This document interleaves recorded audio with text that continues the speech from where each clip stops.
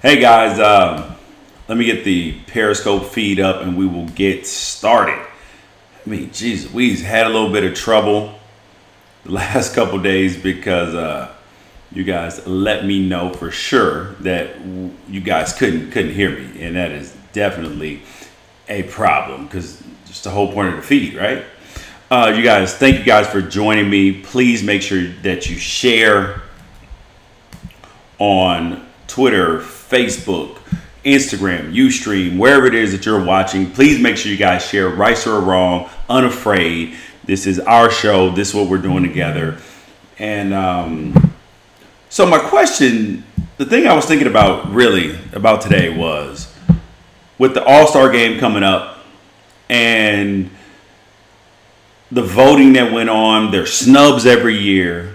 Then it got me to thinking, in every single sport, the All-Star, the All-Pro, the Hall of Fame, all of these voting systems are broken. They are completely broken. 100%. Because every year you have snubs, year you have people left out, and it's not cool. Then I realized that you have different people voting every single year. You have, for different sports, you have fans voting for All-Stars. You have writers voting for Hall of Fame. You have writers voting for awards. Sometimes they even let players vote for awards. And I'm telling you right now, the fans can't be trusted because they're biased. They'll try to put their whole freaking team in the All-Star game or in postseason play if possible. The players can't be trusted because they have implicit biases, and I'll explain that as well. And the writers can't be trusted because they stand on their soapbox and they want to hold people accountable or hold personal vendettas because they're supposed to hold the game to a higher level, right? But let me get to the first thing, why fans can't be trusted. Why fans can't be trusted with all-star games. They can't be trusted to vote for MVP. They can't be trusted. Prime example, last year with the MLB All-Star game. What did they do? They tried to put the entire Kansas City Royals team in the starting nine. No matter what. Despite guys that shouldn't have been in there.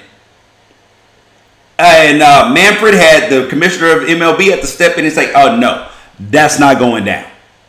Fans can't be trusted because they don't always know who the best people are. Taking, for example, in football, they don't necessarily know who the best guard is. They don't know who the best tackle is. They don't even always know who the best tight end or quarterback are. They know who they like. That's what fans do. Fans will put a guy in an all-star game that didn't play a game all year. Fans will have a guy starting in the all-star game, in the NBA all-star game, that didn't get MVP votes and have the MVP coming off the bench, like Russell Westbrook. Russell Westbrook led the league in points, finished with a triple-double. First time it's been done in 50 years since Oscar Robertson did it. And he's not starting in the All-Star game? I get it. I know we love Steph Curry. I love Steph Curry as much as the next guy.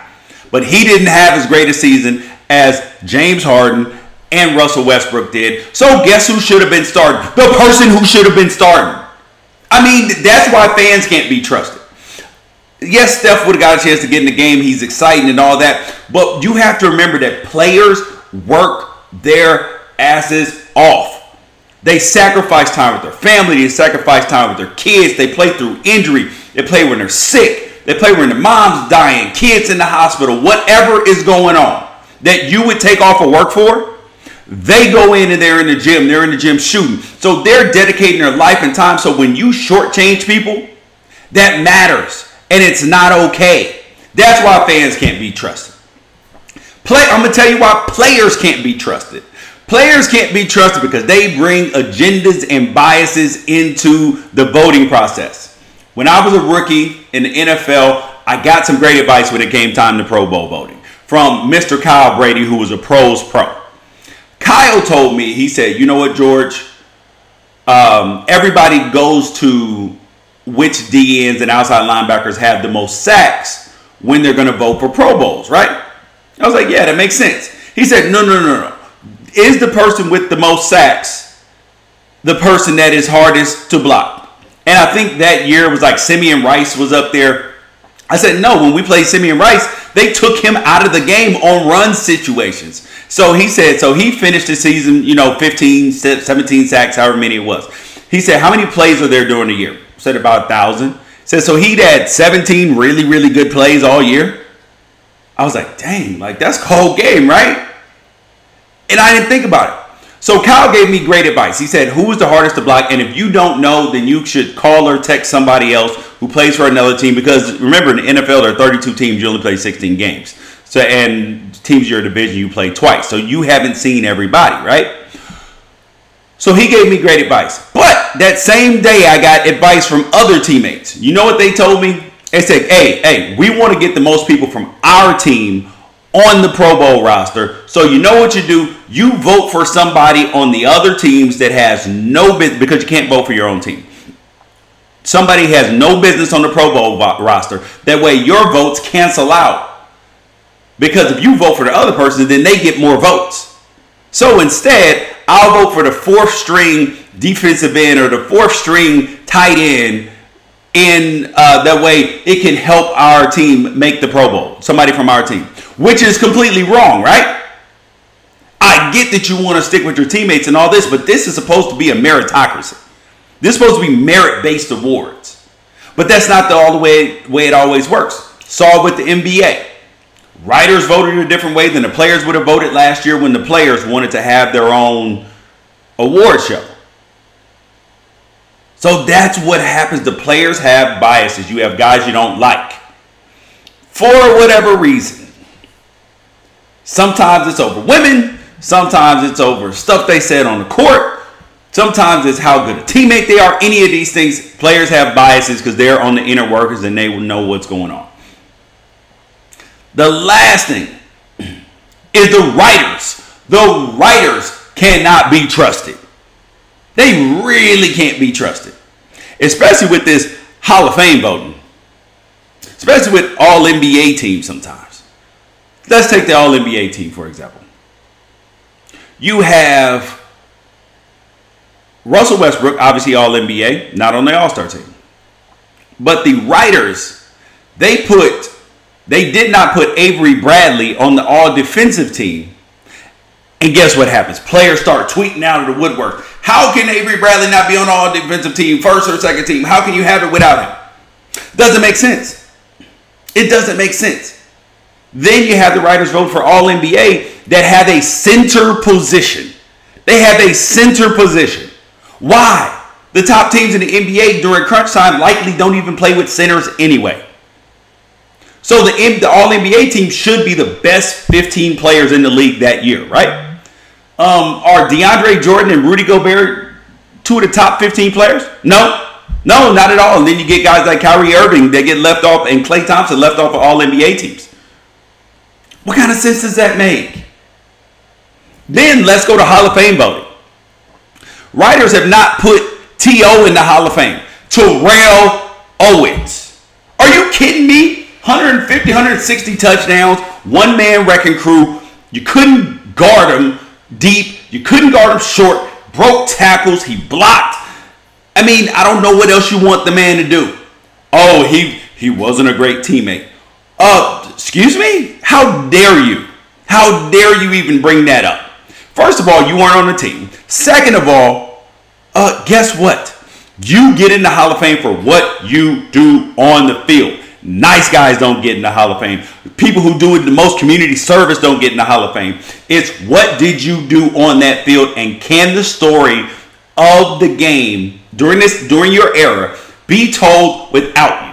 Can you tell the story of the NFL during the last 20 years without telling about Terrell Owens? The answer is no. The answer is no. And if you do, you left out a huge part. You can't do it. That's why you have to put him in the Hall of Fame. Oh, he broke up teams. He this and that. Listen, we have liars, alcoholics, abusers, racists, everybody else in the Hall of Fame. Potential murderers in the Hall of Fame. But we don't want to put T.O. in, man, who hasn't been in any legal trouble or anything. Excuse me? I get we live in 2017 and we want to try to avenge things and all this. But come on, man. Like, get over it.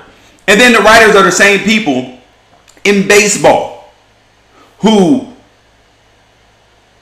have not put Roger Clemens and Barry Bonds in the Hall of Fame. What? How could you not put Barry Bonds and Roger Clemens in the Hall of Fame? Two of the greatest players of all time. Oh, I forgot. Oh, it's a steroid thing. Yeah. You don't want to put them in because they were using some sort of PEDs or something and all that. Baseball screwed up with this one, but the writers are screwing up royally with this one. So you don't want to put the players in, but then you turn around and put Bud Selig in, who was the commissioner. He oversaw this entire thing. You've put owners in during that time. The owners knew. The managers knew. The players knew. It's rumored that 50, 60, 70% of the league was using PEDs or steroids or whatever at that time. So you don't know everybody who did it, but you want to try to pick and choose who gets in the Hall of Fame. And then you put people who admitted to using, like Piazza, to using some sort of andro, and he gets in the Hall of Fame, but you don't want to put Barry Bonds in the Hall of Fame because you don't like him, but you put Bud Selig in? How hypocritical is that? I mean, you can't tell the story of baseball, let alone in this era, but just in general without Barry Bonds. That's why writers can't be trusted. They want to stand on their soapbox, hold personal vendettas. They're the people, we're supposed to hold the game to a higher standard. Yeah, right. That's not what you're doing. That's why you put Bud Selig in. So you're being hypocritical. So to bring it back full circle, the fans can't be trusted because you know, they have biases and they just want their players in, they want their whole team in, they want the big names as opposed to the people who are always most deserving, who work their asses off to make sure that they get better and that they've improved. So that's why fans can't be trusted. Players can't be trusted because they'll try to rig the vote for their teammate. That's why players can't be trusted. I know there's players who are upstanding, like guys who told me how to do it right, like Kyle Brady, but that discounts players as well. Writers can't be trusted. They're soapbox people. Can't trust them people. And at the day and age that we have every system that's broken in this voting, then guess what you do? How do you solve this, George? How do you solve it? That's the question. There has to be some sort of oversight. I'm a person who hates committees of committees, right? Yeah, I do. So, but you have to have some figure who's gonna, some autonomous figure who's gonna say, you know what? Step in and say nope. Like Manfred did last year in baseball when they tried to put the whole Royals team in and say, no, them votes ain't gonna count. Because these players don't deserve to be on the All-Star roster. Somebody has to be able to step in and say, you know what? That's not going to work, player. That's not going to work. Because it's not fair. Because it's not right. Somebody has to... And the writers who vote for Hall of Fame and vote for all NBA teams, when they vote for... When a couple years ago, they didn't want to give LeBron a unanimous MVP, so they vote for somebody else. One vote? Really? Really? Or the one guy who didn't make sure that King Griffey or whoever didn't get 100% in the Hall of Fame? Yeah, sorry. You get your voting privileges revoked because you are clearly not taking this process seriously. Same thing with Heisman voters. Voters can't be trusted for the Heisman Trophy either. What do? Oh, let's give it to the best quarterback on a good team. What? It's for the most outstanding player that season in college football. I mean, like, you're literally taking away from somebody's achievement.